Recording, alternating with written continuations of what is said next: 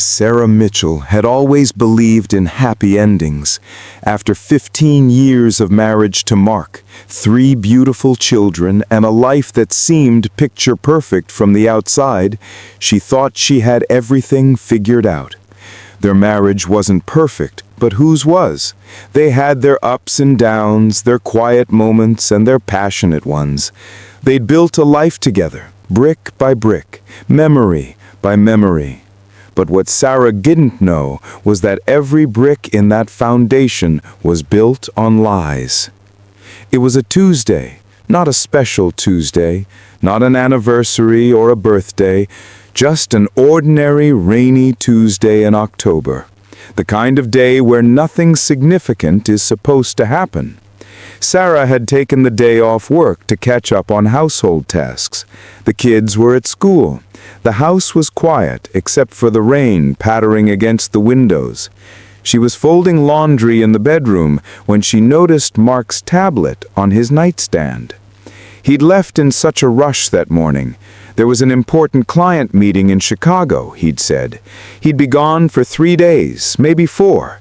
Business was booming, and Mark had been traveling more and more lately, at least twice a month, sometimes 3 times. Chicago had become his second home, or so it seemed.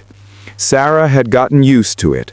The separate bank account for business expenses, the late-night conference calls he'd taken his car, the way he'd become more protective of his phone and computer. She picked up the tablet, intending to plug it in to charge. That's when the screen lit up with a notification, a text message from someone named Emily. But it wasn't just the name that caught her attention. It was the heart emoji next to it. Red, pulsing, intimate. Sarah's stomach tightened. She told herself it could be anyone, a colleague, a client. But colleagues and clients don't usually get heart emojis. The preview of the message was visible on the lock screen. Can't wait to see you this weekend. The kids miss their daddy. Sophie asked when you're coming home again. I told her Friday. Don't let us down this time. Love you. Sarah's hand started to tremble. The kids? Sophie? She read the message again, hoping she'd misunderstood. But the words didn't change. Each one felt like a tiny knife, cutting into everything she thought she knew. Her mind raced through possibilities. Maybe it was a friend with kids. Maybe Mark was helping someone out. Maybe there was a perfectly logical explanation. But deep down, in that place where intuition lives, Sarah knew. She knew something was terribly, horribly wrong. She knew Mark's password. It was their anniversary date, May 15th, 2008. She typed it in with shaking fingers, and the tablet unlocked immediately. The app message was still open, showing a long thread of conversations with Emily. Sarah sat down on the edge of the bed, her legs suddenly unable to support her weight. She scrolled up. Days of messages. Weeks. Months. The thread went back years. Her eyes caught fragments. Love you too, honey. Can't wait to be in your arms again. The baby is kicking. I think she recognizes your voice. Remember when we got married on the beach? Best day of my life. I'm so glad I found you. Sarah's vision blurred. She blinked, and tears fell onto the screen. She wiped them away and kept scrolling, unable to stop herself. It was like watching a car crash in slow motion, horrifying but impossible to look away. There were photos. So many photos. Mark at a birthday party with a little girl blowing out candles. Mark holding a newborn baby in a hospital room, his face radiant with joy. Mark at the beach with a woman, beautiful and blonde, her hand intertwined with his, both of them wearing wedding rings that caught the sunlight. Mark at a soccer game, cheering on a boy who looked about 7 years old. Mark at a school play, sitting next to Emily, looking like the perfect family. Every photo was a betrayal. Every smile was a lie. Every moment of happiness captured in those images had been stolen from Sarah's life, from her children's lives, from everything they'd built together. Sarah opened his photo gallery. Thousands of images. She filtered by date and started looking through them systematically. There were two distinct sets of photos. One set was her family, Sarah and Mark at their anniversary dinner last year, their daughter Emma's 10th birthday party, their son Jake's baseball championship, family vacation to Disney World, Christmas morning with all three kids opening presents. But interspersed with those familiar images were others. Another family. Another life. Emily, pregnant, glowing. Mark's hand on her belly. A different child's birthday party. A beach wedding with Mark in a tuxedo and Emily in a white dress. Waves crashing behind them. The date stamp on that photo made Sarah's blood run cold. July 23rd, 2008, just 3 months after Sarah and Mark's own wedding. She ran to the bathroom and vomited. Her entire body was shaking. She splashed cold water on her face and looked at herself in the mirror. The woman staring back at her looked like a stranger. Her eyes were red and swollen. Her face was pale. She looked like someone whose entire world had just shattered. Because it had.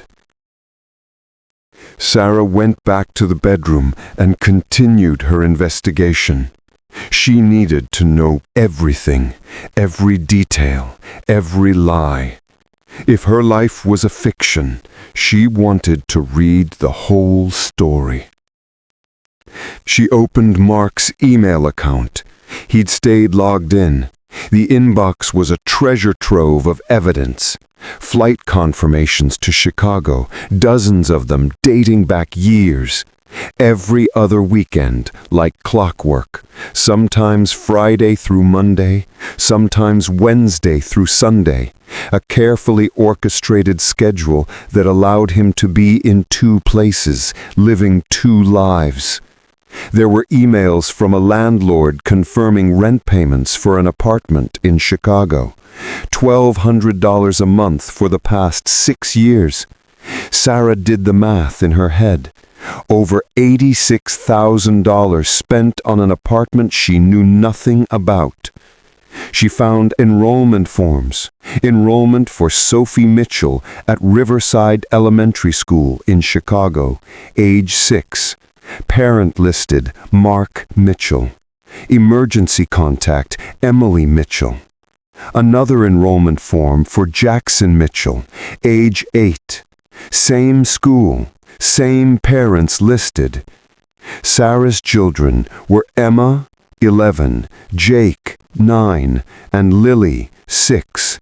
Mark's other children were Jackson, 8, Sophie, 6, and based on the photos, a toddler who looked about 2 years old. 6 children, 2 families, 1 man living a double life with the audacity of a sociopath. She found credit card statements in his email, purchases at stores in Chicago, children's clothing from Target, groceries from a local market, flowers delivered to an address Sarah didn't recognize, jewelry purchases around what must have been Emily's birthday, toys ordered from Amazon shipped to that same Chicago address, restaurant reservations for 2, movie tickets, date nights while Sarah sat at home believing her husband was in business meetings. The financial devastation became clearer with every document she opened. Their joint savings account, the one they'd been building for 20 years to send their kids to college, had been systematically drained. What should have been $200,000 was down to $37,000. Mark had been transferring money out in increments, $5,000 here, $7,000 there, spread out over years so Sarah wouldn't notice the pattern. She found life insurance documents, a policy on Sarah's life for $1.5 million, taken out just 6 months ago. Mark was the sole beneficiary. The monthly premium was being paid from their joint account, but Sarah had never seen the statement because Mark handled all the bills. He'd always said it was less stressful that way, one less thing for Sarah to worry about. Now she understood why he wanted to control the finances. Was he planning to kill her? Was that the endgame? Get rid of Sarah, collect the insurance money, and live happily ever after with Emily and their children? The thought was so horrifying that Sarah's mind initially refused to accept it. But once the seed was planted, she couldn't unthink it. Every late-night business call, every trip, every lie, they all took on a more sinister meaning. She found a folder in his email labeled Legal Documents. Inside was a scanned copy of a marriage certificate. Mark David Mitchell and Emily Rose Harper, married on July 23, 2008, in Cook County, Illinois. Witnessed, signed, official. Legal, or at least it would have been legal if Mark wasn't already married to Sarah. He was a bigamist. That wasn't just a betrayal, it was a crime. Sarah printed everything. She went through every email, every photo, every document, and printed it all. The printer in Mark's home office ran for over an hour, churning out page after page of evidence. Bank statements showing the hemorrhaging of their savings, credit card bills for a life she knew nothing about, photos of Mark with another family, looking happier than he ever looked with her, love letters to Emily that made Sarah's skin crawl, planning documents for vacations they took while Sarah thought Mark was at conferences, school permission slips Mark had signed for children who weren't hers, medical records for Emily's pregnancies, birthday cards Mark had written to his other children. By the time the printer finally stopped, Sarah had assembled a complete dossier of her husband's secret life. She organized it all on the coffee table in the living room. Bank documents in one pile, photos in another, the marriage certificate in the center, positioned where Mark couldn't miss it when he walked in. But Sarah needed more answers. She needed to talk to someone. She opened Mark's contacts and found Emily's number. Her finger hovered over the call button. What would she even say? "Hi, I'm Mark's wife. Did you know he has another wife? Did you know you're the other woman? Or am I?" She couldn't make that call. Not yet. Not until she confronted Mark first. Sarah looked at the clock. It was 3 in the afternoon. The kids would be home from school in an hour. She couldn't let them see her like this. She couldn't let them see this evidence. Not yet. They were too young to understand. How do you explain to children that their father is a monster? She took photos of everything she'd laid out on the coffee table. She wanted a digital backup in case Mark tried to destroy the evidence. Then she gathered it all up and locked it in her car. She'd retrieve it later, after the kids were in bed. Sarah spent the next few hours on autopilot. She picked up the kids from school. She made them dinner. She helped Emma with her math homework. She read Lily a bedtime story. She went through all the motions of normal life while her mind screamed that nothing would ever be normal again. Mark called around 7, as he always did when he was traveling. "Hey, honey, just finished up with dinner. How was your day?" Sarah almost laughed at the absurdity. How was her day? She'd discovered her husband's secret family. That's how her day was. But she kept her voice steady. "Fine. Kids are good. Missing you. Missing you too. I'll be home Friday night. We can have a date night on Saturday. Just you and me. Except it wouldn't be just them. Emily and the kids would be there too, haunting every word, every gesture, every lie Mark told with such practiced ease. "That sounds nice," Sarah said, her voice hollow. After she hung up, she sat in the dark living room and cried. She cried for the life she thought she had. She cried for her children, whose world was about to be destroyed. She cried for Emily and her children, who were victims just like she was. And she cried for herself, for the 15 years she'd given to a man who didn't deserve a single moment of her love. But then the grief turned to anger, white-hot, burning anger that dried her tears and straightened her spine. Mark thought he could get away with this. He thought he was clever enough to maintain 2 families, 2 lives, 2 sets of lies. He thought Sarah was too trusting, too naive, too in love to ever question him. Sarah spent the next 2 days preparing. She consulted with a divorce attorney. She compiled all the evidence into organized files. She researched bigamy laws in her state and discovered it was a felony, punishable by up to 5 years in prison. She opened her own bank account and transferred half of what remained in their joint savings. She changed the passwords on all her personal accounts. She documented everything in a detailed timeline, dates and events, cross-referenced with the evidence. And she waited. Mark came home Friday evening, right on schedule. He walked through the door with his roller bag and laptop case, whistling a tune, completely oblivious to the storm that was about to break over his head. Sarah had sent the kids to her mother's house for a sleepover. She'd told them Daddy needed some adult time with Mommy when he got home. They'd giggled, then rolled their eyes, but accepted the explanation. The house was quiet, too quiet. Sarah sat in the living room, the evidence once again spread across the coffee table like a macabre art installation. Every light in the room was on. She wanted Mark to see everything clearly. She wanted there to be no shadows for him to hide in. She heard his key in the lock, heard the door open, heard him call out, "Sarah, I'm home," in that cheerful voice he always used when he'd been away. His footsteps approached the living room. He appeared in the doorway, smiling, happy to see her. Then his eyes landed on the coffee table. His smile froze, the color drained from his face, his suitcase slipped from his hand and hit the floor with a heavy thud that echoed through the silent house. Sarah looked at him, really looked at him, this man she'd married, this man she'd loved, this man who was a complete stranger. "Hello, Mark," she said, her voice calm and cold. "We need to talk about your other wife." The silence that followed was deafening. Mark stood frozen in the doorway, his mind clearly racing, searching for an explanation, an excuse, a way out. But there was no way out. Not this time. The truth was laid out on the coffee table between them, undeniable and damning. "Sarah, I can explain," he finally said, his voice cracking. She held up her hand, stopping him. Don't insult me with lies. Not now. Not after 15 years of them.